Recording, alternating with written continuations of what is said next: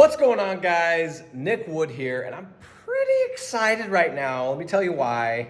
This guy right here, my AC has not been working since I got here. Not the fault of anyone, not the fault of the landlord, no one's fault. It's just the fact that the power goes out frequently and it surges and the rest. But we've been without AC since we got here.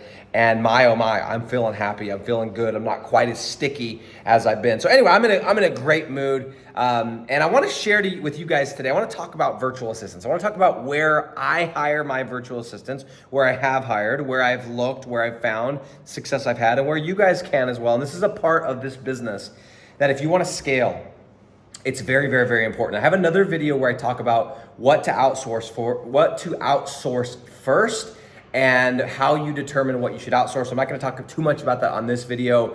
However, I do want to talk about where I get my virtual assistants. So I have been able to build my 7-figure digital real estate company using virtual assistants from West Africa, right here where I'm living, okay? Sierra Leone, Ghana, Nigeria, Liberia, all of these West African countries. And it's a little bit different. I know most people, when you think about virtual assistants, you think about the Philippines, you think about India, you think about Pakistan. And those are great resources, those are great places. I'm gonna give you some recommendations here in just a moment.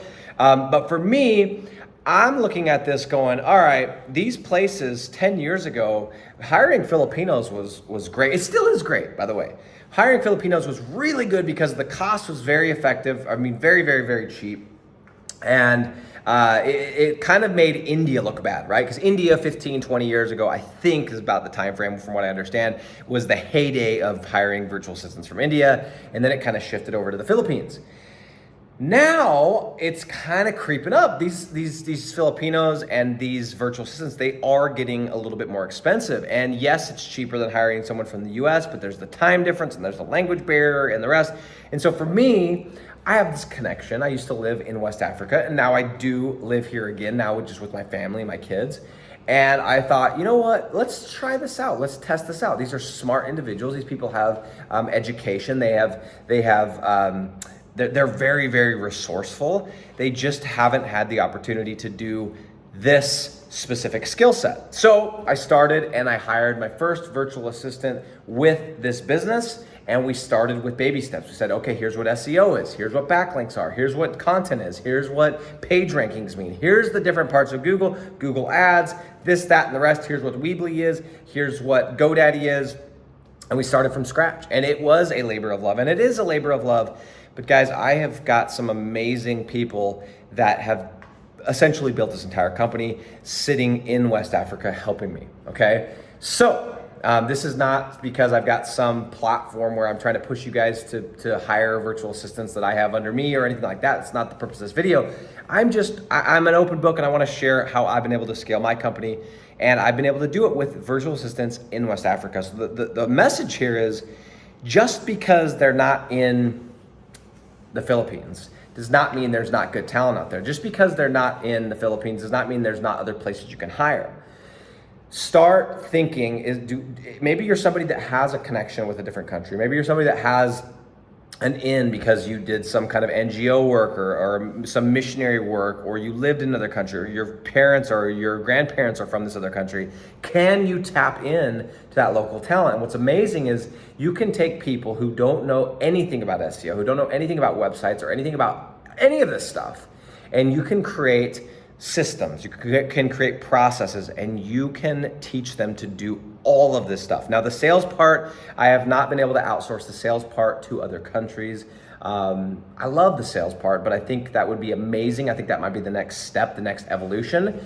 But everything outside the sales, I've been able to outsource to West Africa with a project manager that oversees them, who's from Italy, and English is her second language as well. I've talked about this on another video about how simple this business model is, that you can do that. It's insane.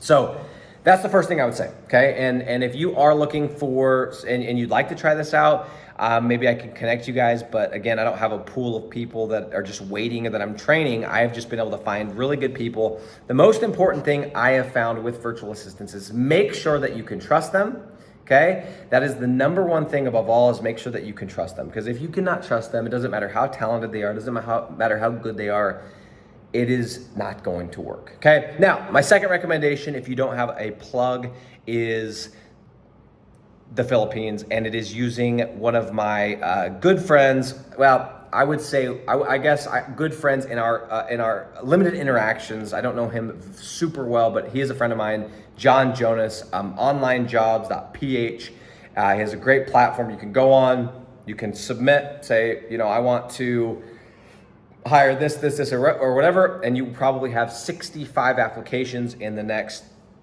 24 hours. And honestly, the challenge with that is just figuring out who to hire, because there's so many people you can hire. But anyway, guys, Philippines is great. There's a lot of good resources. You are going to need people. You are going to need people in order to scale this business. And you need to start thinking about that from the beginning. And I know in the beginning, you're everything. You're the trash can guy, and you're the this, that, and the rest. I remember I wrote the first 30,000 words of content. I did all the backlinks. I built all the websites. I bought all the domains. I did the GMBs. I did all of it. I did all the reviews, okay? I checked all the rankings. I was a one-man solopreneur, and I thought it was kind of cool because I didn't have to talk to or answer anybody. And then I realized that I was still basically, I had a business, but it didn't mean I was free, right? I still had to do the work. So then I started realizing there's this thing called leverage, and there's a thing called human capital, and we can buy other people's time, and we can sell this thing, and then we can get it done for way less money, and we can create assets with people in other countries that are very talented, that need opportunities, that want opportunities, that are hungry to work. And they just need to be matched with you. And so guys, start thinking about this. Even if you haven't started your business, how are you gonna think about it? How do you want your business to look? Guys, if you have read the E-Myth, it's a phenomenal book. I'm not perfect at systems, but you gotta begin with the end in mind, as old Stephen R. Covey says, RIP to Steve. But in his book, he talks about beginning with the end in mind, right? What do you want your business to look like? What do you want it to in a perfect world, what would it look like? What would you be doing? Would you still be doing content? Probably not. So we got to start thinking about these things. Anyway, guys, West Africa is the spot. I live here now. I've got my team here. We're crushing, we're cranking. They have helped me build my entire company. Who would have thought? Who would have thunk? 10 years ago, I never would have guessed I'd be in this position at this time, living right here. But here we are. It's the beauty of the laptop lifestyle, guys. That's my recommendations for VAs.